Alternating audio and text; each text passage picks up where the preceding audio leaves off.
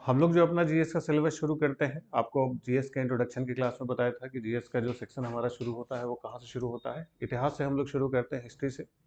और बताया था कि सारे सब्जेक्ट्स के बारे में आपको आइडिया दिया था कि कौन सा सब्जेक्ट क्या होता है, उसको किस तरीके से हम लोग देखते हैं। और उनको बताते हुए आपको बताया था कि ज्योग्राफी हम लोग जो पढ़ते हैं, तो ज्योग्राफी कैसे पढ़ते हैं हम लोग, एटलस के थ्रू, मैप्स के थ्रू पढ़ते हैं, या जनरल साइंस साइंस की जो डे टू डे लाइफ में हमारी जो चीज़ें होती हैं उसको हम लोग देखते हैं। या इकोनॉमिक्स आपको बताया था कि बिल्कुल छोटा सा सिलेबस है, हमारे जीवन से सबसे ज़्यादा जुड़ा हुआ है। पॉलिटी आपको बताया कि अनुच्छेदों से हम लोग देखते हैं, आर्टिकल्स। ठीक। इतिहास जो सब्जेक्ट होता है, हिस्ट्री सब्जेक्ट की अपनी जो सबसे खास बात होती है कि इतिहास का अपना एक सीक्वेंस होता है, कालक्रम होता है। तो हिस्ट्री सब्जेक्ट के लिए सबसे ज़्यादा जरूरी चीज़ क्या होता है, हिस्ट्री का अपना एक सीक्वेंस, कालक्रम। कालक्रम अगर इतिहास में आप समझ गए तो इतिहास आपके लिए बहुत आसान होता है। अगर आप सीक्वेंस नहीं समझे तो इतिहास बड़ा मुश्किल हो जाता है। सीक्वेंस का मतलब क्या होता है कि जैसे एग्जाम्पल देके आपको समझाते हैं। आपने सम्राट अशोक का नाम सुना होगा। अशोक मौर्य वंश के बहुत बड़े राजा थे, हमारे भारत के अब तक के सबसे बड़े राजा माने जाते हैं। तो सम्राट अशोक ने कई सारी लड़ाइयाँ लड़ी और जीती, और उसकी सबसे भयंकर वाला युद्ध कौन सा था? कलिंग युद्ध था। कलिंगा वॉर बहुत भयानक लड़ा उसने। कहा जाता है कि 1.5 लाख निर्दोष लोगों की जानें ले ली, खून की नदियां बहा दी। इतना खून खराबा हो गया कि उसका मन भर गया कि बहुत ज्यादा खून खराबा हो गया, अब नहीं करेंगे। उसके बाद उसने कहा कि अब हम संन्यास लेते हैं, बौद्ध धर्म स्वीकार किया और बौद्ध धर्म का प्रचार प्रसार में वो लग गया। इसीलिए अशोक को क्या बोलते हैं, महान कहा जाता है, अशोका द ग्रेट। आप सोचिए, एक राजा जिसने 1.5 लाख निर्दोष लोगों की जानें ले ली, कई सारी भाइयों की हत्या करके वो राजा बना था। उसने एक बौद्ध धर्म का प्रचार प्रसार किया, उसको महान कह दिया गया, महान बना दिया गया। क्या एक बौद्ध धर्म के प्रचार प्रसार करने से उसके सारे पाप धुल जाएंगे? लाखों निर्दोष लोगों की हत्याओं का पाप धुल जाएगा? उसका तो धुल गया। जैसे आपने महर्षि वाल्मीकि का नाम सुना होगा। महर्षि वाल्मीकि पैसे से डकैत थे, डाका डालते थे। अब जलेबी खिला के तो डाका डालते नहीं होंगे, मारते काटते होंगे तभी तो डाका डालते होंगे। डाका डालते डालते उनका मन भर गया, बोले अब संन्यास ले लेते हैं। उन्होंने संन्यास लिया, तपस्या की और रामायण लिखी। अब सोचिए, उत्तर प्रदेश सरकार छुट्टी देती है उनके नाम पर। तो क्या एक धार्मिक किताब लिखने से आपके लूटपाट, खून खराबे का पाप धुल जाएगा? धुल गया इनका। तो ये हमारा इतिहास है। इतिहास कहता है कि आपको जितना क्राइम करना हो कर लीजिए, जी भर के कर लीजिए, मन भर के कर लीजिए, कोई कसर न रह जाए। उसके बाद एक धर्म का काम कीजिए, आप महान बन जाएंगे, आपके नाम की सरकारी छुट्टियां होंगी। लेकिन इतिहास ये कहता है ये सारे काम कीजिए, लेकिन क्रम से कीजिए, सीक्वेंस से कीजिए। क्रम कहता है कि पहले आपको क्या करना है, क्राइम करना है, खून खराबा करना है, उसके बाद धर्म का काम करना है। इसी क्रम के उल्टा चले गए आसाराम बापू हमारे। आसाराम बापू का नाम आपने सुना होगा। उन्होंने धर्म कर्म का भी काम किया और क्राइम भी किया, लेकिन क्रम उल्टा पड़ गया उनका। क्रम इतिहास का क्या कहता है कि पहले आपको क्या करना था, क्राइम, उसके बाद धर्म। और बापूजी बेचारे क्या किए, पहले धर्म, उसके बाद क्राइम। और उनका क्राइम इतना हीनियस था भी नहीं, ऐसा नहीं था कि उन्होंने खून की नदियां बहा दी। बस इतिहास का क्रम उल्टा पड़ गया, जेल चले गया। जिसका क्रम सीधा पड़ा वो महान हो गया, जिसका क्रम उल्टा पड़ गया वो जेल चला गया। तो इसीलिए इतिहास में सबसे ज्यादा जरूरी चीज क्या है, सीक्वेंस। क्रम से बढ़ के कुछ नहीं। तो इतिहास में अगर आप सीक्वेंस समझ गए तो आपके लिए इतिहास बहुत आसान होता है। तो इसीलिए यहाँ पर हम लोग जब सिलेबस शुरू करते हैं जीएस का, तो उसके पहले उसमें सबसे पहले जो शुरुआत करते हैं, इतिहास के क्रम से ही शुरुआत करते हैं। इतिहास का एक सीक्वेंस ही आपको बताते हैं। तो उस क्रम अगर आपके दिमाग में क्लियर हो गया तो पूरा इतिहास आपके लिए बहुत आसान होगा। अब देखिए उस सीक्वेंस को कैसे आप समझेंगे कि क्रम समझने के लिए हमें कैलेंडर देखना पड़ता है कई सारा। और हमारे देश के पुराने जमाने के जो राजा महाराजा होते थे, तो पुराने राजाओं की हमारी एक बड़ी गंदी आदत थी कि सब कैलेंडर बहुत चलाते थे। खूब सारे कैलेंडर चले हमारे यहाँ तक। आपने सुना होगा शक संवत है, तो कुषाण संवत है, तो इलाही संवत है, वो जाने कौन कौन से संवत चलते हैं, विक्रम संवत चलता है। उन सबके हिसाब से अगर आज डेट डिसाइड करना हो कि आज कौन सी तारीख है, बहुत मुश्किल हो जाएगी। आज किसको हम फाइनल माने, कौन सा डेट आज क्लियर मानेंगे? जैसे आप देखिए इंटरनेशनल लेवल पर ढेर सारी करेंसी चलती है, कहीं पॉन्ड चलता है, कहीं युआन चलता है, कहीं टका चलता है, कहीं दिनार चलता है। अंतर्राष्ट्रीय स्तर पर लेन देन करना होता है तो हम लोग किसी न किसी एक को स्टैंडर्ड मानते हैं, मानक मानते हैं। और मानक किसको मानते हैं हम लोग, डॉलर को। और डॉलर से ही कंपेयर करके बाकियों की वैल्यू निकाली जाती है। ठीक। तो उसी तरीके से हम लोग जब इतिहास में देखते हैं कैलेंडर के बारे में, तो ढेर सारे कैलेंडर चलते हैं। तो हम लोग मानक मान के चलते हैं, हम लोग स्टैंडर्ड मान के चलते हैं ईसाइयों के कैलेंडर को। और ईसाइयों का जो कैलेंडर है वो ईसा मसीह के जन्म को आधार मानता है, जीसस क्राइस्ट के जन्म को क्या मानता है, बेस मानता है। जिस साल ईसा मसीह पैदा हुए थे, जीसस क्राइस्ट जिस साल पैदा हुए थे, उस साल को मान लिया गया जीरो। जो घटनाएं उनके जन्म के बाद की हुई, यानी जो घटनाएं उनके पैदा होने के बाद की हुई, उन घटनाओं को रखा गया एडी में। आपने सुना होगा हिंदी में लिखा रहता है ईस्वी सन, ईस्वी सन यानी ईसा मसीह के जन्म के बाद की घटनाएं। और जो घटना ईसा मसीह की पहले हुई उनको नाम दिया गया किसमें, बीसी में, यानी ईसा पूर्व। ईसा पूर्व का मतलब ईसा मसीह के पैदा होने से पहले, और ईस्वी सन का मतलब ईसा मसीह के पैदा होने के बाद। अब इसी में हम लोग इतिहास की सारी घटनाओं को एक साथ रखेंगे। तो अपने पहले पेज पर कॉपी पर एक बड़ा सा, जैसे बचपन में ग्राफ बनाते होंगे ना, तो एक बड़ा सा ग्राफ टेबल बना लीजिए नीचे से ऊपर तक। उसमें एक एक करके हम लोग इतिहास के क्रम को रखना शुरू करेंगे, इतिहास की घटनाओं को रखना शुरू करेंगे। तो एक बड़ा सा पूरा पेज में बना लीजिए, ठीक। फिर एक एक करके इसका क्रम आपको बताना शुरू करते हैं, क्रम इसका समझाना शुरू करते हैं, ठीक। अब ये जो हमारे इतिहास में शुरुआत होती है, जो क्रम की शुरुआत होती है, इसमें कैलेंडर्स को हम लोग देखते हैं। तो हमारे भारत का सबसे पुराना कैलेंडर कौन सा माना जाता है? कई सारे कैलेंडर आपने सुने होंगे, तो सबसे पुराना कैलेंडर हमारा कौन सा माना जाता है? आपने पुराणों के बारे में सुना होगा। पुराण कुल कितने हैं? 18 पुराण हैं। 18 पुराण आपने सुने होंगे। इन पुराणों में जिस कैलेंडर का इस्तेमाल किया गया है वो हमारे भारत का सबसे पुराना कैलेंडर माना जाता है। और पुराणों में जिस कैलेंडर का इस्तेमाल किया गया है उसको कल्कि संवत बोलते हैं। क्या बोलते हैं? कल्कि। और ये जो कल्कि संवत है ये 3000 से भी पुराना है। 3000 या कहेंगे 3037 या कहेंगे 3038 मिलेगा, 3038। तो सबसे नीचे लिख लीजिए 3038। इसको क्या कहेंगे आप? कल्कि संवत, कल्कि कैलेंडर। तो कल्कि संवत कब का है? 3038, 3038। कल्कि संवत कहाँ पर इस्तेमाल हुआ? लिख लीजिए ब्रैकेट में, पुराणों में। कहाँ पर उपयोग किया गया? पुराणों में। और यही कल्कि संवत हमारे भारत का सबसे प्राचीन कैलेंडर माना जाता है, ओल्डेस्ट कैलेंडर ऑफ इंडिया। कल्कि संवत ब्रैकेट में लिखिए, पुराणों में। कहाँ पर इस्तेमाल किया गया? पुराणों में। और यही लिख लीजिए प्राचीनतम कैलेंडर, ओल्डेस्ट कैलेंडर। यानी हमारा सबसे पुराना कैलेंडर कौन सा है? कल्कि, ठीक। अब इस कल्कि संवत के बाद हमारे भारत का जो इतिहास आगे बढ़ता है, जो हमारी हिस्ट्री आगे बढ़ती है, इस इतिहास में हम लोग देखते हैं इसके बाद कई सारी सभ्यताएं आनी शुरू हो जाती हैं। और सबसे पुरानी हमारी जो शहरी सभ्यता दिखाई देती है, इंडस वैली के बारे में आपने सुना होगा, हड़प्पा, मोहनजोदड़ो, ये सब जो आते हैं, इनका समयकाल इनके बाद शुरू होता है। लगभग ये आते हैं 2500 से 1500, 1500 टू 2500 टू 1500। सिंधु घाटी सभ्यता, इंडस वैली सिविलाइजेशन, सिंधु घाटी सभ्यता, इंडस वैली सिविलाइजेशन, या इसी को हड़प्पा सभ्यता भी कहते हैं, आईवीसी। तो ये जो सिंधु घाटी सभ्यता यानी इंडस वैली सिविलाइजेशन, इसका टाइम पीरियड कब शुरू होता है? 2500 बीसी से 1500 बीसी तक, ठीक। हड़प्पा, मोहनजोदड़ो ये सब इसमें आते हैं। फिर 1500 बीसी के बाद भारत में आर्य लोग आना शुरू होते हैं, आर्यों का आगमन शुरू होता है। और आर्यों ने जिस सभ्यता, जिस सिविलाइजेशन का निर्माण किया उसको नाम दिया गया वैदिक युग। वेदों का काल आपने सुना होगा। वेद कुल कितने हैं? 4 वेद हैं। उसमें सबसे पुराना वाला कौन सा है? ऋग्वेद। तो वेदों का काल इसके जस्ट बाद शुरू होता है, यानी 1500 से शुरू होता है और ये चला जाता है 600 तक। अभी हम लोग किस में चल रहे हैं? बीसी में चल रहे हैं, ईसा पूर्व। तो 1500 से 600 तक के काल को क्या कहा जाता है? वैदिक युग, वैदिक एज।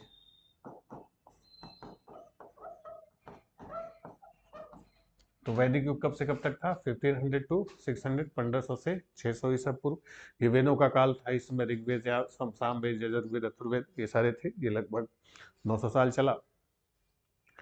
वेदों के बाद फिर भारत में उत्तर वैदिक काल में यानी 1000 बीसी के बाद लोहे का इस्तेमाल होना शुरू हो गया था, और उसी के इस्तेमाल से जनपद, महाजनपद और बड़े बड़े साम्राज्य बने, एम्पायर।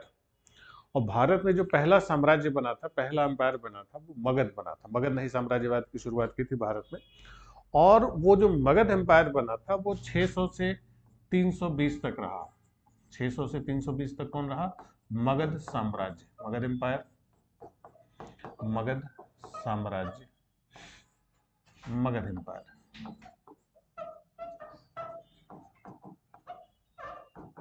तो मगध साम्राज्य कब से कब तक था? 600 से 320। अभी भी हम लोग किस में चल रहे हैं? बीसी में। तो यहाँ मगध से जब साम्राज्य बना, जब एम्पायर बना, तब यहाँ से राजवंशों की परंपरा शुरू हुई। हमारा एक तरीके से आप कह लीजिए जो पॉलिटिकल हिस्ट्री हमारे भारत का है, राजनीतिक इतिहास है, वो यहाँ से शुरू होता है। फिर इसी मगध के बाद, फिर मगध वंश के बाद, मगध साम्राज्य के बाद फिर इसी में आ जाते हैं मौर्य। जैसे अशोक के बारे में आपको बताया था, तो अशोक किस वंश का था? मौर्य वंश का था। वो मगध के ठीक बाद आते हैं। 320 से 180 तक रहे कौन? मौर्य साम्राज्य, मौर्य एम्पायर, मौर्य साम्राज्य। तो मौर्य एम्पायर कब से कब तक रहा?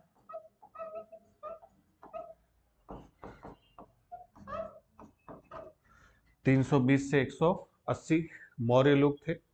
चंद्रगुप्त मौर्य, अशोक, बिंदुसार, ये लोग किसमें आते हैं? मौर्य साम्राज्य में, चाणक्य वगैरह। तो यहाँ पर देखिए हम लोग बीसी में चल रहे हैं, तो अभी उल्टा चल रहा है सारा।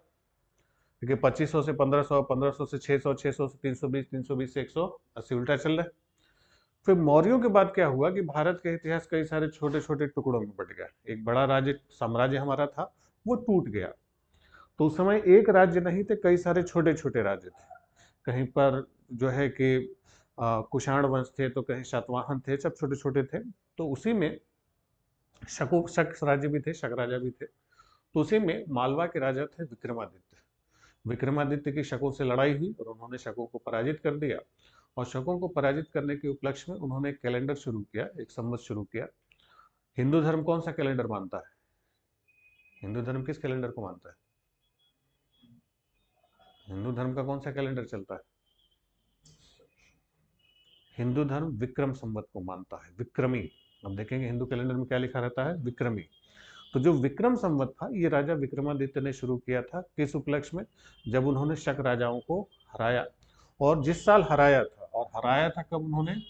57। अभी भी किसमें हम लोग हैं? बीसी में है।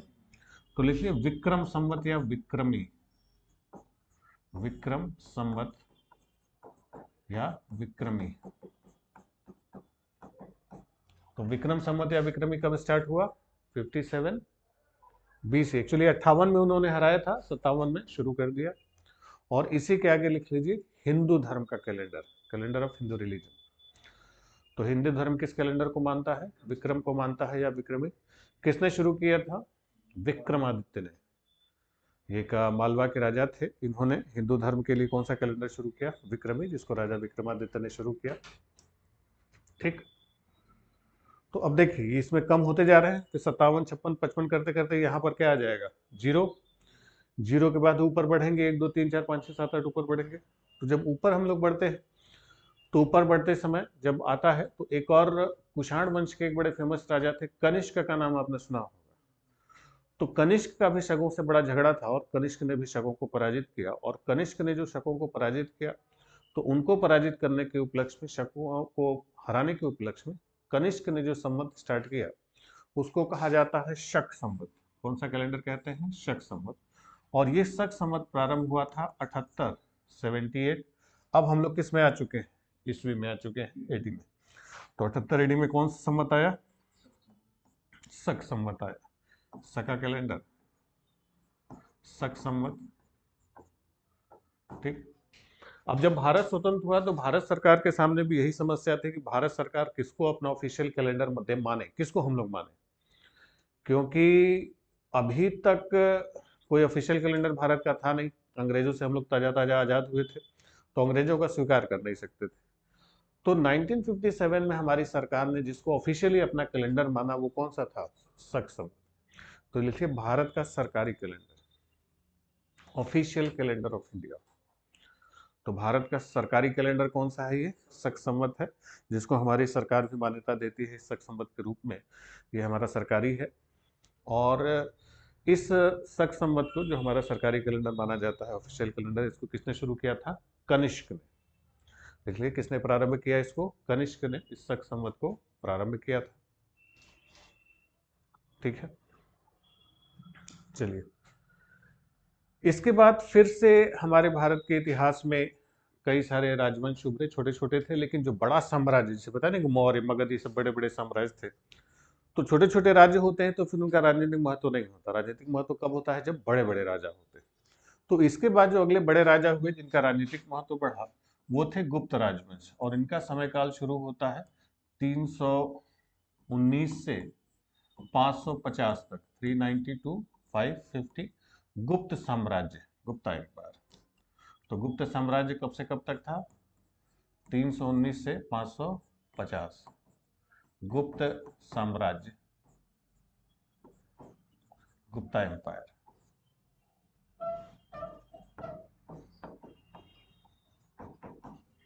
तो गुप्त साम्राज्य कब से कब तक था? 319 से 550 तक था। चंद्रगुप्त, विक्रमादित्य का नाम आपने सुना होगा, समुद्रगुप्त, कालिदास, ये लोग इस गुप्त वंश के ही थे, महान लोग थे। गुप्तों के बाद फिर से भारत का जो एक बड़ा साम्राज्य था वो छोटे छोटे टुकड़ों में टूटा। बीच में एक राजा हुआ था हर्षवर्धन, का नाम आपने सुना होगा। 606 हर्षवर्धन। तो 606 में कौन राजा बना? हर्षवर्धन। ठीक। इस्लाम धर्म की स्थापना किसने की थी? इस्लाम धर्म किसने प्रारंभ किया था? इस्लाम की स्थापना किसने की? इस्लाम धर्म किसने शुरू किया था?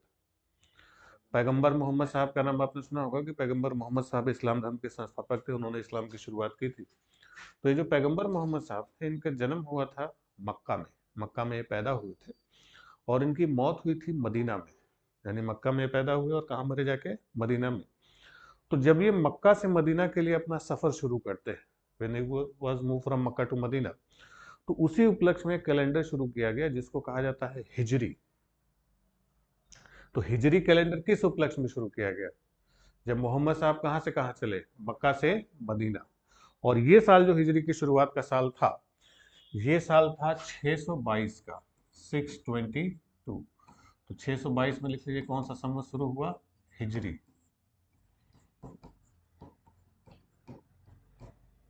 ठीक है, तो हिजरी कैलेंडर कब शुरू हुआ? 622, 622 हिजरी। और यही जो हिजरी है 622, ये हिजरी क्या है? लिख लीजिए इस्लामिक कैलेंडर। हिजरी क्या है? Islamic calendar. हिजरी इस्लामिक कैलेंडर है। और इसको किस उपलक्ष्य में शुरू किया गया? लिखिए जब मोहम्मद साहब मक्का से मदीना गए। When मोहम्मद साहब was moved from Mecca to Medina. तो जब मोहम्मद साहब का मक्का से मदीना का सफर शुरू हुआ तो उसी उपलक्ष्य में आया हिजरी। और हमारे भारत के इतिहास में जो 600 से 1200 तक का इतिहास रहा, 600 टू 1200, तो 600 से 1200 तक के इतिहास को हमारे भारत के इतिहास में जाना जाता है राजपूत युग के नाम से। किस नाम से जानते हैं? राजपूत युग। उस समय ढेर सारे छोटे छोटे राजपूत राजा थे, कहीं पाल, प्रतिहार, चंदेल, चालुक्य, कलचुरी, सेन, परमार, राष्ट्रकूट। तो इस काल को क्या बोलते हैं? राजपूत युग, राजपूत एज।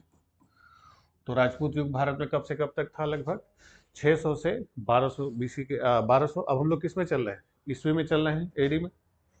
तो 600 से 1200 तक भारत में क्या रहे? राजपूत युग रहा। राजपूतों का काल था, ढेर सारे छोटे छोटे राजपूत राजा थे और ये सब आपस में खूब लड़ाइयाँ लड़ते थे, संघर्ष इनके बहुत ज़्यादा होते थे। ठीक। फिर इसी के बाद राजपूतों के आपसी संघर्ष के कारण से बाहरी हमले होने शुरू हो गए थे और उसी के बाद फिर तुर्क आते हैं भारत में। और तुर्कों ने जो सत्ता स्थापित की उसको कहा जाता है दिल्ली सल्तनत। और ये जो शुरुआत हुई थी 1206 से 1526 तक। तो 1206 से 1526 तक क्या चला? दिल्ली सल्तनत। दिल्ली सल्तनत। तो दिल्ली सल्तनत कब से कब तक चला? 1206 से 1526 तक। आपने सुना होगा अलाउद्दीन खिलजी, मोहम्मद बिन तुगलक, बलबन, रजिया, इल्तुतमिश, ये सब किस में आते हैं? दिल्ली सल्तनत में आते हैं। अलाउद्दीन खिलजी, मोहम्मद बिन तुगलक टाइप के। तो ये सब ज़्यादातर तुर्क थे, फिर अफगान भी आ गए बीच में। फिर इन्हीं के बाद 1526 में पानीपत का पहला युद्ध होता है। उस पानीपत की लड़ाई में आ जाता है बाबर और बाबर ने सल्तनत वालों को हरा दिया और अपनी सत्ता स्थापित की जिसको कहते हैं मुगल। 1526 से 1757 तक आते हैं कौन? मुगल। मुगल वंश या मुगल साम्राज्य। मुगलों में आपने नाम सुना होगा अकबर, बाबर, शाहजहां, औरंगजेब, हुमायूं। ये सब क्या माने जाते हैं? मुगल माने जाते हैं। फिर 1757 में एक प्लासी की लड़ाई हो जाती है, बैटल ऑफ प्लासी। प्लासी के युद्ध में बंगाल के नवाब को हरा दिया अंग्रेजों ने और भारत पर शासन शुरू होता है कंपनी का जिसका नाम था ईस्ट इंडिया कंपनी। ये 1757 से 1858 तक चली, 1858। East India company east India company. तो ईस्ट इंडिया कंपनी कब से कब तक चली थी? 1757 से 1858 तक चली। अब ये जो ईस्ट इंडिया कंपनी रही, ईस्ट इंडिया कंपनी का जो शासनकाल था 1858 में समाप्त हो जाता है। इसके बाद फिर ब्रिटिश सरकार, ब्रिटेन में जैसे राजा या रानी का शासन होता है तो उसको ताज का भी शासन कहा जाता है, क्राउन, ब्रिटिश क्राउन।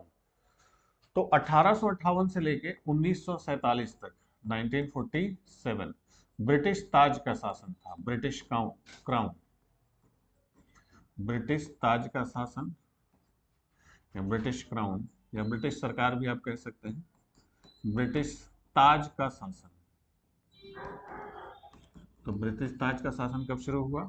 1858 से 1947। फिर 1947 में भारत को क्या मिल गई? स्वतंत्रता मिल गई। फिर आया सन 2000 और अभी कितना चल रहा है? 2024। अभी कौन सा साल चल रहा है? 2024। अभी 2024 का साल चल रहा है। ठीक। अब ये जो आपको बताया, ये इतिहास का एक बिल्कुल सिंपल सा क्रम है, बिल्कुल छोटा सा क्रम है, और इस क्रम में आपको बताया कि कैसे एक एक करके ये आगे बढ़ते चले गए। अब इस सिंपल से क्रम का आप ध्यान रखेंगे, क्लास में हम लोग इसी के हिसाब से आगे बढ़ेंगे। जब आप इसको आप देखेंगे तो इतिहास की आप शुरुआत कर पाएंगे। आप इतिहास में भटकेंगे नहीं। कई बार आप शुरू करते हैं, शुरू कर देते हैं, खत्म नहीं होता, क्योंकि पता नहीं रहता कि किस हिस्से में आप चल रहे हैं, कहाँ तक पहुँचे हैं, क्या क्या हो चुका।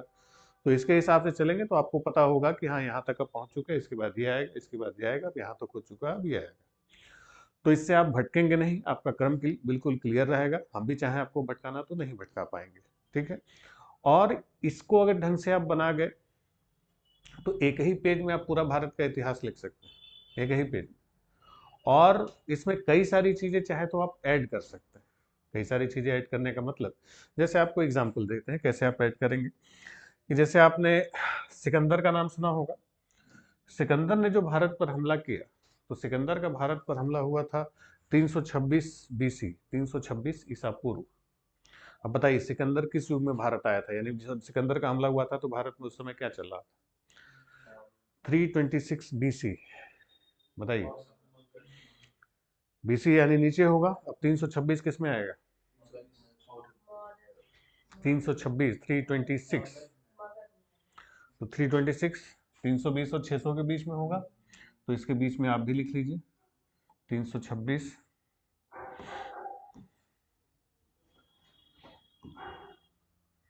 ठीक। 326 किसका आक्रमण? सिकंदर का आक्रमण, अलेक्जेंडर इन्वेजन, सिकंदर का आक्रमण। तो सिकंदर का आक्रमण कब हुआ था? 326। ठीक, समझ गए? 326। तो उस समय भारत में क्या चल रहा था? मगध साम्राज्य। भारत पर पहला जो मुस्लिम आक्रमण हुआ, पहला मुस्लिम हमला हुआ था, वो हुआ था 712 एडी में, 712 एडी। अब बताइए जब भारत पर पहला मुस्लिम हमला हुआ था तो उस समय इंडिया में क्या चल रहा था? 712, 712 एडी है। एडी मतलब ऊपर होगा। 712 तो किसके बीच होगा? 600 से 1200 के बीच में। तो 712 में आप लिख लीजिए फर्स्ट मुस्लिम इन्वेजन, पहला मुस्लिम आक्रमण। तो जिस समय पहला मुस्लिम आक्रमण भारत में हुआ उस समय भारत में क्या चल रहा था? राजपूत युग चल रहा था, राजपूतों का काल था। ढेर सारे छोटे छोटे राजपूत राजा हुआ करते थे। फिर आपसे एक सवाल पूछा जाए, आपने सैफ अली खां के बेटे का नाम सुना है? क्या नाम है? तैमूर। तैमूर ने जो भारत पर हमला किया, तो तैमूर का भारत पर हमला हुआ था 1398 ईस्वी, 1398 एडी। तो तैमूर का हमला बताइए भारत में किस युग में हुआ था? 1398 ईस्वी, 1398 एडी। एडी है मतलब ऊपर ही होगा। 1398 किस में भी होगा? 12/6 से 15/26 के बीच में होगा। तो लिख लिए 1398, 1398। तैमूर का आक्रमण, तैमूर इन्वेजन, तैमूर का आक्रमण। तो तैमूर का आक्रमण कब हुआ था? 1398, 1398। ठीक। या एक फारस से लुटेरा आया था, नादिर शाह। नादिर शाह ने बहुत भयंकर हमला किया था, तख्ते ताउस, कोहिनूर हीरा सब पट करके भारत से चला गया था। नादिर शाह का भारत पर जो हमला हुआ था वो हुआ था 1739, 1739। तो नादिर शाह किस युग में आएगा भारत में? 1739 ईस्वी एडी। तो उसका काल कौन सा होगा? 1739 यानी 1526 से 1757 के बीच में होगा, यानी किसके समय आएगा? मुगलों के समय। 1739 किसका हमला हुआ था? नादिर शाह का हमला। समझ, नादिर शाह। तो नादिर शाह ने बड़ा भारी हमला किया था, कोहिनूर हीरा वही लूट के लेके ले गया था यहाँ से। अब देखिए, ये बस आपको एग्जाम्पल दे रहे हैं, अगर आप चाहें तो इसमें बहुत सारी चीजें भर सकते हैं, जैसे 1526 में पानीपत हुआ, 1757 प्लस ही हुआ। ज्यादा लिख देंगे तो फिर आपका पेज बहुत गंदा लगने लगेगा, ठीक है? वो बड़े पेज के लिए होता है कि आप पूरा इतिहास भर जाए। इतने में आप इतिहास को ढंग से समझ पाएंगे, और इससे भी कई सारे सवाल बनेंगे। अब इससे भी कुछ सवाल आपसे पूछते हैं, पहले आसान सवाल पूछेंगे, फिर कठिन की तरफ हम लोग बढ़ेंगे, ठीक? केवल इतने से ही आपसे कुछ सवाल बनते हैं, कि जैसे आपसे पूछा जाएगा दिल्ली सल्तनत की स्थापना कब हुई थी?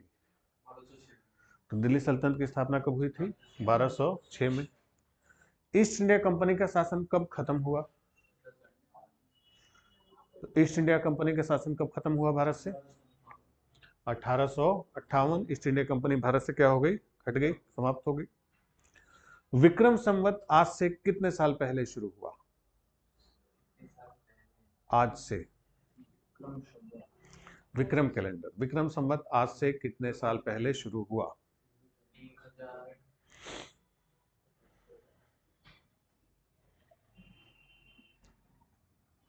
विक्रम संवत आज से कितने साल पहले शुरू हुआ?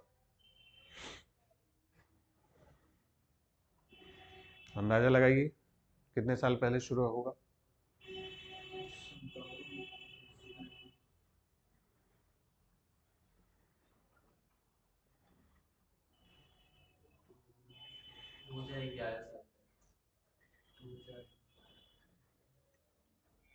देखिए, जिनको नहीं समझ में आ रहा, यहां पर क्या है? जीरो है, ठीक?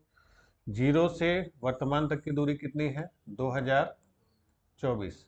विक्रम संवत कहां पर है? 57 बीसी में है, ठीक?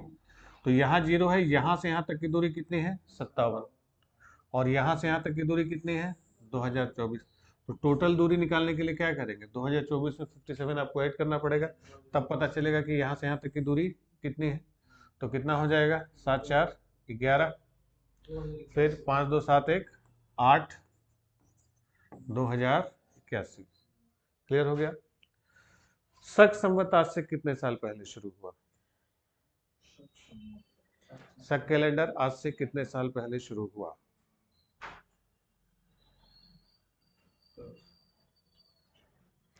शक संवत आज से कितने साल पहले शुरू हुआ? आंसर देना शुरू कर दीजिए इसका, कि शक संवत की शुरुआत आज से कितने साल पहले हुई?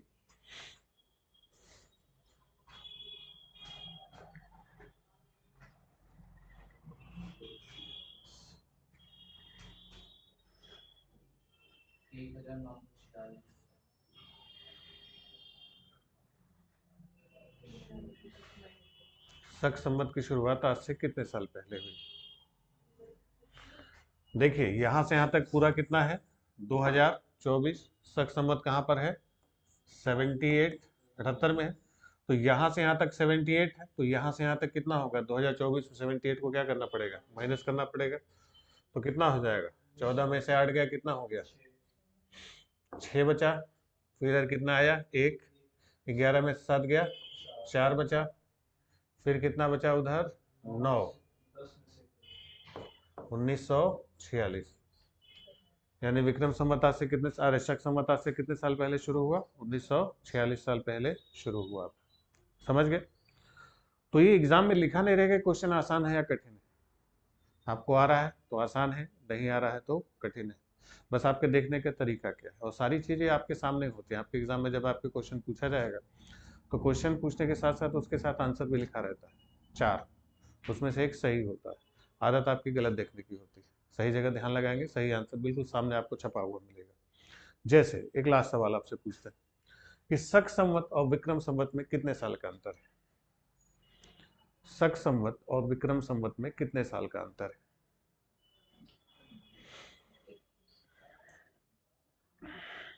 तो शक संवत और विक्रम संवत में कितने साल का डिफरेंस है?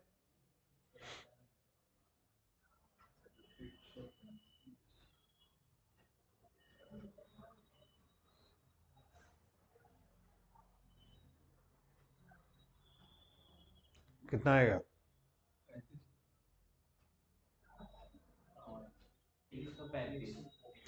देखिए शक सम्मत कहाँ पर है, यहाँ 0 है, 0 से ऊपर कितना है 78 और 0 से नीचे कितना है 57, तो दोनों के बीच में डिफरेंस कितने साल का आएगा?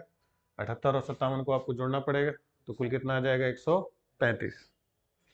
तो इसीलिए कहा कि सारी चीजें आपके सामने होती है, बस आप ध्यान से देखते नहीं, आपकी आदत गलत चीज़ों की देखने की होती है, बस आप अपनी आदत सुधारिए, सही चीज़ों को देखने की, सही जगह ध्यान लगाने की। जब सही जगह आप ध्यान लगाएंगे तो सारी चीज़ें आपके सामने होती है। पता है ना, एग्जाम में आपके केवल क्वेश्चन नहीं होता, क्वेश्चन के साथ आंसर भी होता है, बस आप ध्यान गलत जगह लगा देते हैं।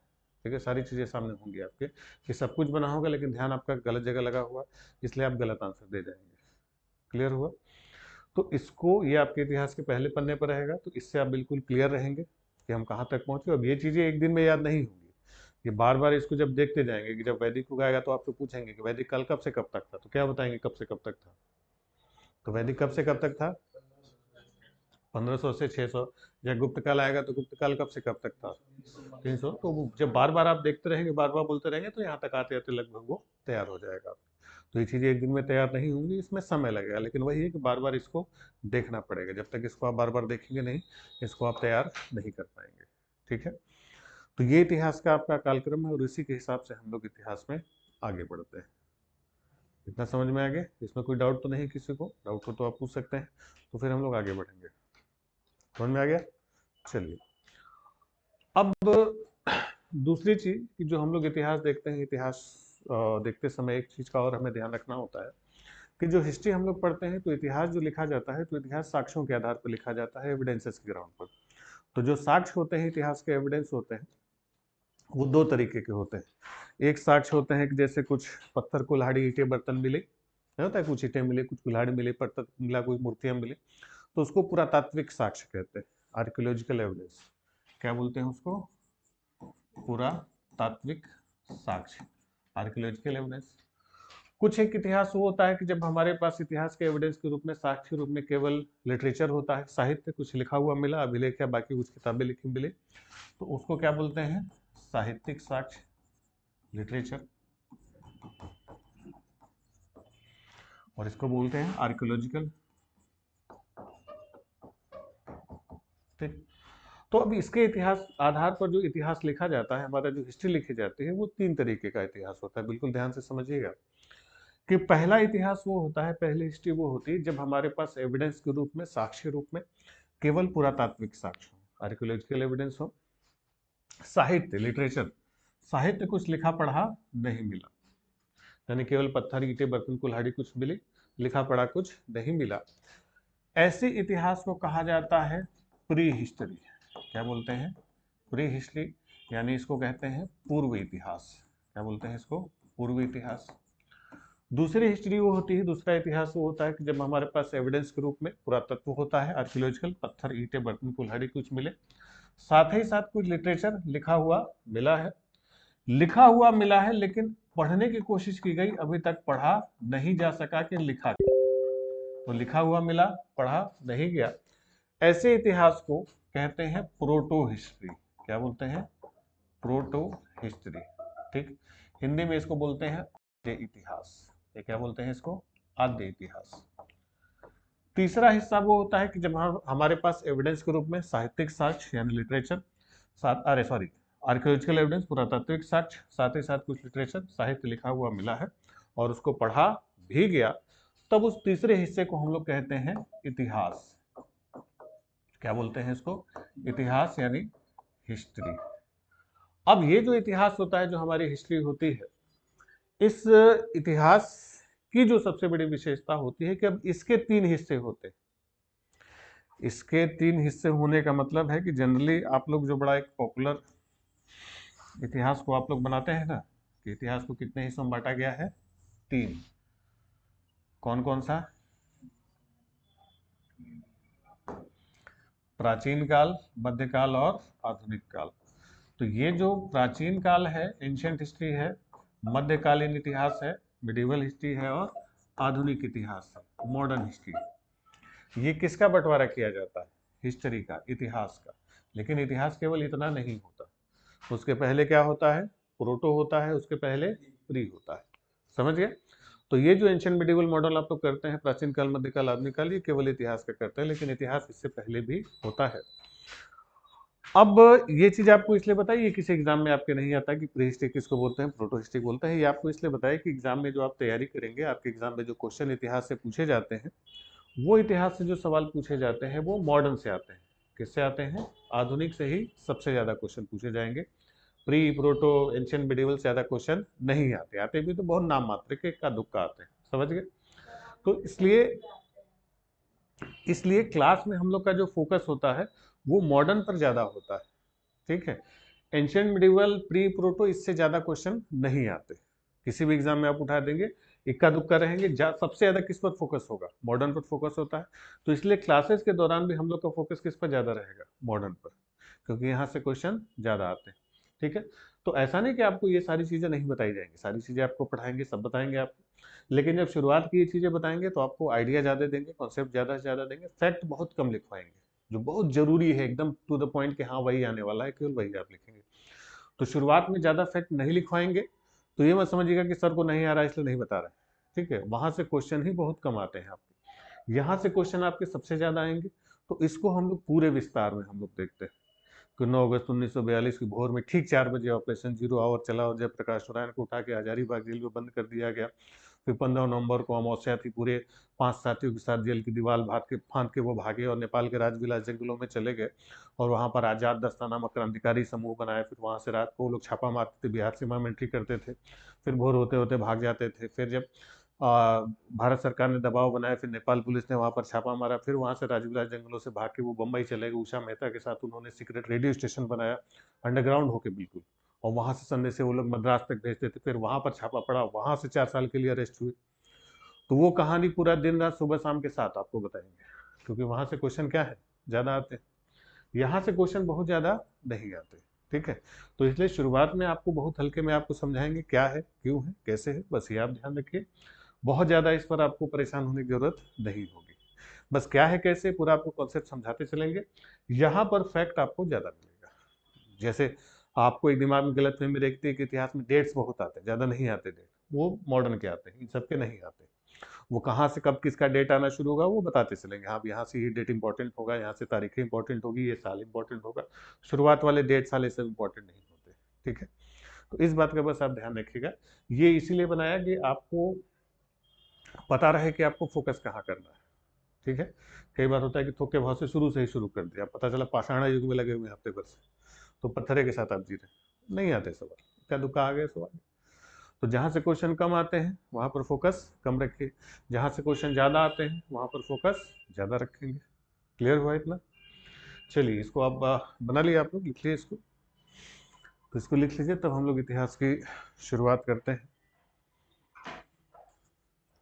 अब इसमें जो हम लोग का इतिहास देखने को हमें मिलता है कि कुछ प्री हिस्ट्री का भी एग्जाम्पल है, कुछ प्रोटो हिस्ट्री का भी एग्जाम्पल है, कुछ हिस्ट्री का भी एग्जाम्पल होता है। सबका अलग अलग उदाहरण है, वो धीरे धीरे करके आप समझते चले जाएंगे।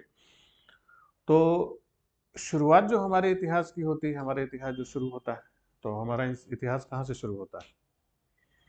हम इंसानों का इतिहास कहाँ से शुरू होता है? इंसान का इतिहास यानी हमारा इतिहास कहाँ से शुरू होता है? इतिहास की शुरुआत हम लोग कहाँ से करते हैं? इतिहास हमारा कहाँ से शुरू होता है? इतिहास शुरू होता है जानवरों से। इंसान पहले क्या हुआ करता था? जानवर। जानवरों से ही हम लोग इंसान बने। तो जानवरों से विकास करके हम लोग इंसान बने, यहाँ तक पहुंचे। तो इस विकास के क्रम में बहुत सारे लोग शरीर से तो इंसान बन गए, लेकिन दिमाग से अभी भी क्या है? जानवर। देखने को मिलता है समाज में आपको कि लगता है कि ये वही वाला था जिसका विकास पूरा नहीं हो पाया। शरीर तो बन गया इंसान वाला, लेकिन बुद्धि से अभी भी क्या है? जानवर। अभी भी सब बड़े हुए कई सारे जानवर।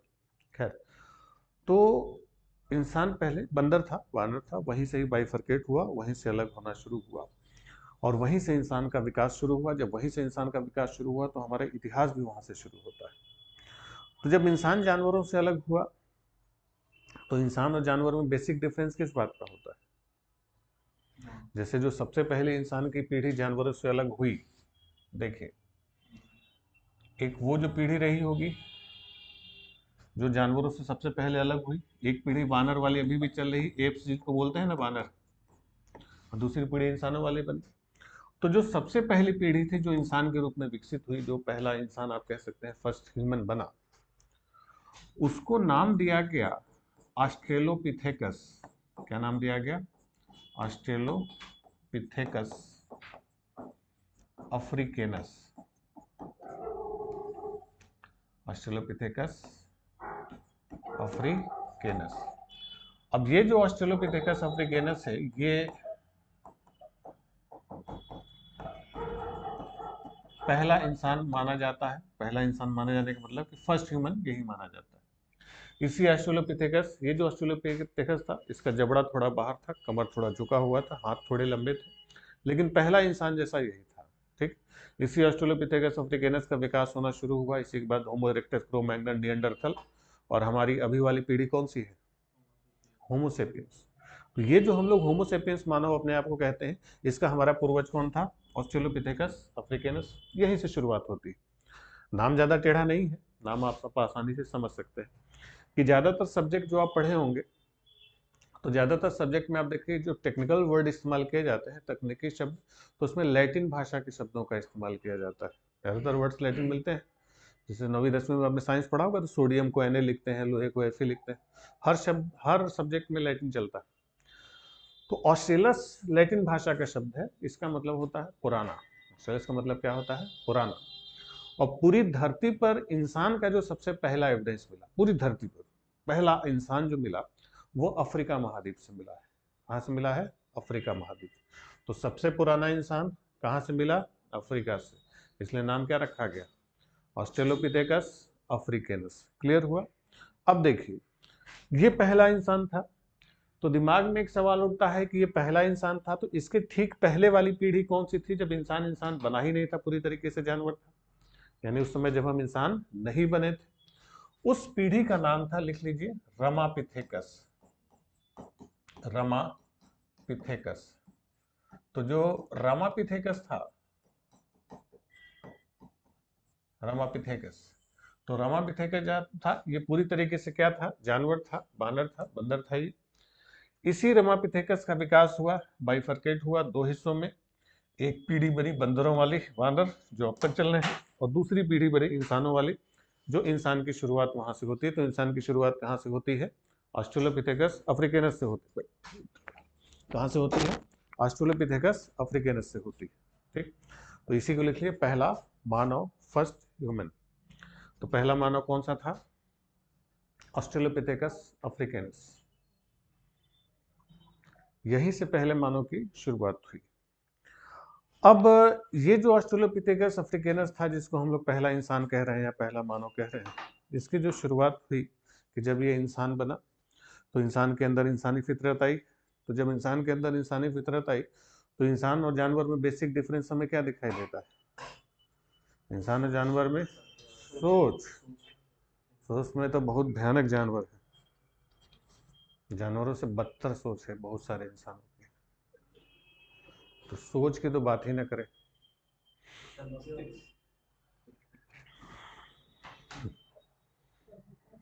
लगता है कि मस्तिष्क बहुत विकसित है तुम्हारा।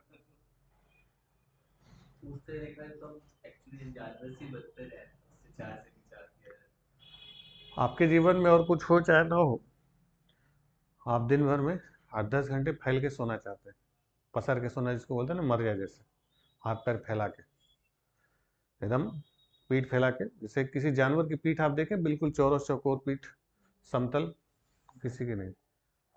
जितना हाथ पैर फैला के इंसान सोता है, कोई जानवर उतना हाथ पैर फैला के नहीं सोता। जानवर आप देखेंगे आड़ा टेढ़ा होकर सोता है, बेसुध होकर सोना, जिसको बोलते हैं ना, मर जाना। जानवरों की आप नींद देखेंगे, बड़ा हल्का, बड़ी हल्की नींद होती है। जरा सा खटका होता है, तुरंत कान खड़े हो जाते हैं। यहाँ पर खटका होता है तो और मुंडी दबा लेंगे, कोई उठा ना दे गलती से। इंसान बड़े चैन से सोना चाहता है। आपको और कुछ मिले ना मिले, आपको क्या चाहिए? नींद। जानवरों के साथ ऐसा नहीं, उनको नींद से बहुत ज़्यादा मतलब नहीं। तो जैसे इंसान के अंदर इंसानी फितरत आई, उसको चाहिए थी चैन की नींद, भरपूर नींद उसको सोने को चाहिए था। अब भरपूर नींद उसको कहाँ मिलेगी? पेड़ों पर सो नहीं सकते हाथ पैर फैला के। पेड़ के नीचे सोएंगे तो बाकी जंगली जानवर परेशान करेंगे। तो चैन से सोने के लिए इंसान ने क्या किया कि जो जंगलों के आसपास गुफाएं कंदराएं हुआ करती थी, उन गुफाओं कंदराओं में घुस घुस के सोना शुरू कर दिया। गुफाओं में अंधेरा होता था, गंदगी होती थी, साफ हवा नहीं आती थी, रोशनी नहीं थी, लेकिन चैन से सोने को मिल जाता था। जैसे घर वाले सुबह सुबह आपको साफ सफाई के नाम पर जगा देते होंगे, लाइट पंखा कमरे का जला देते होंगे, तो फिर आप अपना बिस्तर छोड़ते हैं और घर का कोई कोना ढूंढते हैं, ऐसा कोना मिल जाए कि जहाँ पर कोई डिस्टरबेंस ना हो, आधी एक घंटा में चुपचाप सोने को मिल जाए, डिस्टरबेंस ना हो। तो वही इंसान के साथ था कि जंगल में वो सो नहीं पा रहा था, तो वो घुसा कहाँ पर, गुफाओं में।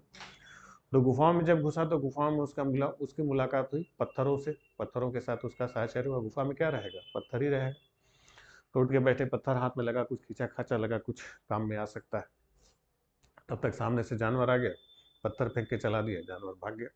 तो ये पत्थर उसका क्या बनने लगा, हथियार बनने लगा। तो फिर सोने से पहले ही पत्थर कुछ इकट्ठा करके रख लिए कि जानवर आएगा तो काम आएगा।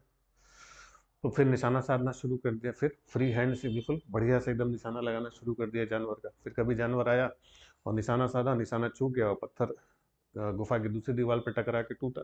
तो एक हिस्सा क्या होगा, नुकीला उसके हाथ में आया, नुकीला हिस्सा तो लगा कि ज़्यादा चोट पहुंच सकती है। तो निशाना साध के नुकीले हिस्से से मार के जानवर को घायल करना शुरू कर दिया। फिर कभी निशाना चूका तो पत्थर का दोनों किनारा टूटा, बिल्कुल कुल्हाड़ी के तरीके से बना, तो उससे काटना पीटना बहुत आसान हो गया।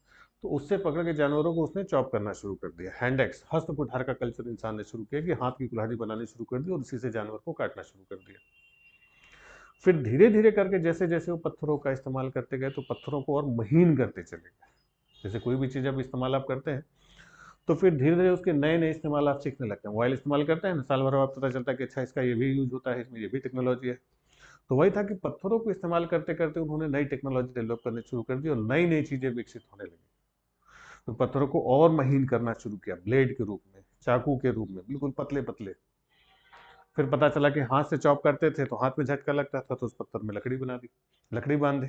तो अब काटना पीटना क्या हो गया, आसान हो गया। थोड़ा भागने वाले जानवर थे, उनसे निशाना में सही नहीं लग रहा था, तो उसने लंबी वाली लकड़ी बना दी, पत्थर में बांध दिया, तो और लंबा भाला बन गया। तो भाला बनाने लगे, कुल्हाड़ी बना ले, और सब कुछ पत्थरों से हो रहा था।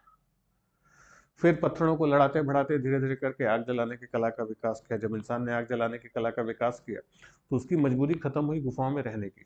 गुफा में मजबूरी में रहते थे क्योंकि जो है कि साफ सफाई तो थी नहीं, अंधेरा रहता था। पता चला गुफा में रह रहे हैं, सामने से शेर आ गया, भागने का रास्ता नहीं मिलता था। तो गुफा में बड़ी मजबूरी में रह रहे थे, सोने को नहीं मिलता था, बाहर जानवरों पर डरता था। लेकिन जैसे ही आग जलाने की कला का विकास किया, इनकी मजबूरी खत्म हुई गुफाओं में रहने की। अब ये बड़ा आराम से गुफाओं से बाहर निकले और नदियों के किनारे आग जला के रख देते थे। जब आग जला के रख देते थे तो बाकी के जंगली जानवर परेशान नहीं थे, जानवर आग से डरते थे, अभी भी डरते हैं। तो जैसे ही आग जला के रखा, बाकी जंगली जानवर नहीं आएंगे, दूर रहेंगे, अपना खाया पिया वहीं पर सोया। फिर उठे, शिकार किया, खाया पिया, सो गए। और इंसान का शुरुआती जीवन सबसे लंबा इसी काम में गुजरा है। पूरे मानव का विकास आप देखेंगे 5 लाख बीसी से लेकर अब तक का इतिहास जो है, उसमें समझ लीजिए कि 99% हमारा समय पत्थरों के साथ गुजरा है। एनसीईआरटी की आप 10वीं की हिस्ट्री की किताब पढ़ेंगे तो उसमें पूरा मानव के विकास के इतिहास के ऊपर पूरी 3 घंटे की फिल्म के रूप में बताया गया है किस चीज़ को सीखने में इंसान ने कितना समय लगा।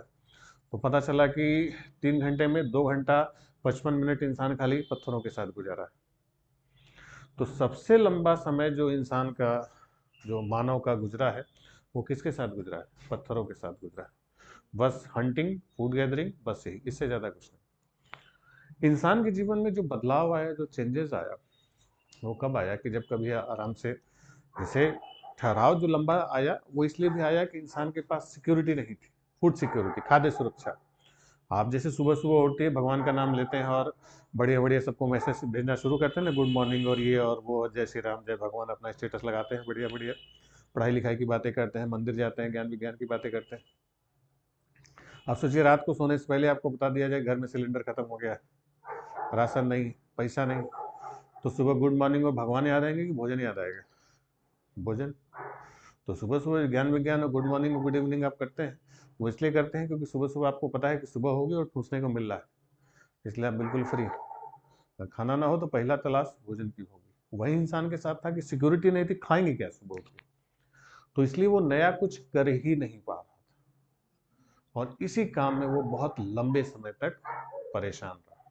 ठीक, अब उसके जीवन में जो चेंज आया, जो बदलाव आया, कि कभी एक बार बड़े आराम से बैठ के आके किनारे खाना खा रहे थे, गलती से खाने का टुकड़ा आग में चला गया, खाने का टुकड़ा आग में चला गया, तो खाना खराब हो गया, मांस खराब हो गया।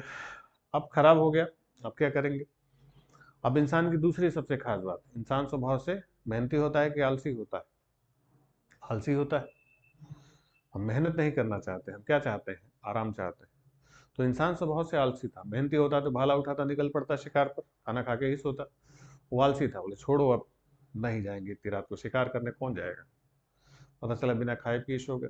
अब बिना खाए पिए सोएंगे तो आधी रात को फिर भूख लगेगी, फिर भोर होते होते एकदम भूख चरम पर पहुंच जाएगी, अब तो यार कुछ चाहिए ही चाहिए, लेकिन अब कहाँ से खाएं, मन नहीं कर रहा है कहीं शिकार करने का। फिर सुबह होते होते नहीं कंट्रोल हुआ, तो जो आग बुझ चुकी थी तब तक, उसी में झाड़ झूड़ के देखा कि कुछ मिल जाए, तो कुछ आग का पका हुआ मांस मिल गया उसको, तो उसी को उसने झाड़ झूड़ के खाया। और जैसे ही इंसान ने आग का पका हुआ मांस खा लिया, समझ लीजिए उसके दिमाग की बत्ती जली, 5 मिनट में। तो समझ लीजिए कि उसके दिमाग की बत्ती क्या हुई, जली। और उसको ये बात समझ में आ गई कि हमने आग का पका हुआ मांस खाया, तो इससे क्या हुआ कि पहली बात तो खाने का टेस्ट क्या हो गया, बढ़ गया। दूसरी बात कि कल शाम का मांस है और अब तक खराब नहीं हुआ। अब कच्चा मांस रख दीजिए तो क्या हो जाएगा, खराब होने लगता है, कीड़े लगते हैं। ये कल का है, अब तक खराब नहीं हुआ। तो अब आइडिया लग चुका था कि एक ही टाइम एक मस्त बड़े से जानवर का शिकार करेंगे, उसको पकाएंगे और पका के रख देंगे। अब दूसरे टाइम वो क्या करेंगे, आराम करेंगे। अब दूसरे टाइम उनका जीवन क्या होगा, सुकून से होगा। अब बार बार उनको शिकार करने की जरूरत नहीं होगी। अब जिस चीज से आपको आराम मिलता है, सबसे ज्यादा ध्यान उसी का रखते हैं। तो इंसान को सबसे ज्यादा आराम किससे मिला, खाने से मिला। तो इंसान ने सबसे ज्यादा ध्यान किसका रखा, खाने का रखा, कि चले इस खाने की सुरक्षा करते हैं। कैसे इस खाने की सुरक्षा करेंगे? तो भाई खाना पका के रख दिया ढेर सारा, अब इंसान है टहलेगा घूमेगा, अब हाथ में लेके तो घूमेंगे नहीं, एक जगह नहीं रखेंगे। अब एक जगह रखे, टहलने के लिए गए, पता चला दूसरे जानवर लेके भाग गए। अब क्या करेंगे? फिर पता चला जमीन में एक छोटा सा गड्ढा किया, गड्ढे में खाने को रखा, गड्ढे को घास फूस लकड़ियों से ढक दिया। फिर टहलने गए तो पता चला छोटे मोटे जानवर आ रहे हैं, उसके लेके चले जा रहे हैं। फिर मूड खराब हुआ। अगले दिन गड्ढे को और गहरा किया और उसमें और खाना रखा और उस गड्ढे को घास फूस लकड़ियों से ढक दिया। फिर टहलने के लिए गए, पता चला बड़े वाले जानवर आ रहे हैं, उसके लेके भाग जा रहे हैं। फिर मूड खराब हुआ। गड्ढे को एकदम गहरा किया कि जानवर उतर ही ना पावे, एकदम गहरा किया, तो उसमें खाना भी रखना शुरू किया और खुद भी रहना शुरू किया। तो उसका खाना भी सुरक्षित, खुद भी सुरक्षित, और उस गड्ढे को घास फूस लकड़ियों से ढक दिया करते थे। कुछ समय तक तो ठीक ठाक चला, लेकिन कुछ समय बाद हो जाएगी बारिश। जब बारिश होगी तो गड्ढा क्या होगा, भर जाएगा। लेकिन गड्ढे में रहते रहते इस बात का आइडिया लग चुका था कि मिट्टी को सजा सजा के ऐसे खड़ा कर दिया जाए तो दीवार टाइप की संरचना बन सकती है। और जैसे गड्ढे को घास फूस लकड़ियों से ढका करते थे, वैसे छत डालने का आइडिया लग चुका था। तो बड़े आराम से गड्ढों के बाहर निकले, दीवार खड़ी करना शुरू कर दी, छत डालना शुरू कर दी। अब लाइफ उनका सेटल होने लगा। अब एक खास जगह सोना, एक खास जगह खाना बनाना, खाना पकाना, सब कुछ होने लगा। और धीरे धीरे करके लाइफ सेट होने लगा। फिर मिट्टी को काट काट के बर्तन बनाने की कला का विकास किया, बर्तन बनाने शुरू कर दी, लाइफ व्यवस्थित होने लगा। लेकिन शुरुआती इंसान की सबसे बड़ी समस्या थी पानी। खाना तो बड़े आराम से घर में खा लेते थे, लेकिन पानी पीने के लिए नदियों के पास जाना पड़ता था। अब पता चला आप गए नदी के पास पानी पीने के लिए, उधर से शेर भी आया हुआ है पानी पीने के लिए। आप गए पानी पीने, शेर का हो गया नाश्ता, बढ़िया से दिक्कत होगी। तो जब इंसान ने बर्तनों के बनाने की कला का विकास किया और बर्तनों की गहराई बढ़ाई, जब बर्तनों की गहराई बढ़ा दी तो फिर पानी को स्टोर करके घर में रखना शुरू किया। जब पानी को स्टोर करके घर में रखना शुरू किया, तब समझिए कि उसका पूरा जीवन खुशियों से भर गया, कि अब खाना भी घर में, पानी भी भर में, अब मस्त बड़े आराम से भरपेट खा पी के डकार लेंगे और फिर सुकून से लेटेंगे, चैन से। तो जब सुकून रहेगा ना, तब ध्यान आएगा कि पंखा क्लॉकवाइज घूमता है कि एंटी क्लॉकवाइज घूमता है। ये कब ध्यान आएगा, जब कोई टेंशन नहीं होगी। अब उसको खाने की चिंता नहीं, पानी की चिंता नहीं, घर की चिंता नहीं। अब बड़े सुकून से लेटा हुआ है, तब उसको दिखाई दे रहा है कि सूरज डेली सुबह इधर से निकलता है, इधर चला जाता है। चंद्रमा पहले बड़ा था, फिर छोटा हो गया। पेड़ का पत्ता पहले हरा था तो पेड़ पर लटका हुआ था, पीला था तो नीचे आ गया। फल पहले हरा था तो खट्टा था, पीला था तो मीठा हो गया। उसको खा के फेंक रहे हैं तो दूसरा फल निकल जा रहा है, अनाज फेंक रहे हैं तो दूसरा अनाज निकल जा रहा है। तो वही नई नई चीजें वो देखते रहा, समझते रहा, और वही नई नई चीजों को देखते सुनते समझते समझते इंसान विकसित होते हुए यहाँ तक पहुंचा। तो ये जो हमारा यहाँ तक का विकास हुआ, इसमें सबसे ज्यादा योगदान किसका रहा, आलसियों का था। सोचिए उसके पहले भी कई सारे लोग मेहनती होते थे, जिनका खाना आग में गिरता होगा वो सब निकल जाते थे शिकार करने। सबसे लास्ट वाला जिसका खाना आग में गिरा, वो भी मेहनती होता, भाला उठा के निकल पड़ता शिकार पर। तो आज हमारा जीवन कैसा होता, हम लोग भी सुबह होती भाला उठाते, निकल पड़ते शिकार को। फिर क्या पढ़ाई, क्या रोजगार, क्या नौकरी, क्या पैसा, क्या गाड़ी, क्या घर, तो टेंशन होती। अभी तो कितनी टेंशन है, कितने नाम याद करने पड़ते हैं, कितने फॉर्मूला याद करना पड़ता है, कितना पासवर्ड याद करना पड़ता है। जीमेल का पासवर्ड तो, व्हाट्सएप का पासवर्ड तो, फेसबुक का पासवर्ड तो, ये वाला पासवर्ड तो, उसका नंबर इनके नाम से, इनका नंबर उनके नाम से, P1 P2 M1 M2 आप जो करते रहते हैं, कितना दबाव रहता है जीवन पर। तो वो तो उस समय नहीं होता। तो सारा योगदान किसका रहा? आलसियों का। खैर, ये सब जो शुरुआती चीजें हैं, इनके ज्यादातर एविडेंस कहाँ से मिले हैं? अफ्रीका से मिले। भारत में शुरुआती चीजों के एविडेंस बहुत कम मिले हैं। कहाँ क्या मिले हैं उस पर हम लोग कल चर्चा करेंगे। शुरुआती कुछ फैक्ट आपको लिखवा देंगे, समझ गए? तो शुरुआत में हम लोग इसी तरीके से देखेंगे, आपको आइडिया देंगे क्या था, क्यों था, कैसे था। जो खास खास फैक्ट है दो चार, उसको लिखते हुए हम लोग आगे बढ़ेंगे। फिर जब आगे बढ़ेंगे, फिर जहाँ से डेट आनी शुरू होगी आपको बताएंगे कि हाँ अब डेट जरूरी है, यहाँ से अब आप लिखना शुरू कर देंगे। ठीक है, तो अभी के लिए इतना ही रखते हैं, कल मिलते हैं, फिर आगे शुरुआत करते हैं हम। ठीक है, थैंक यू।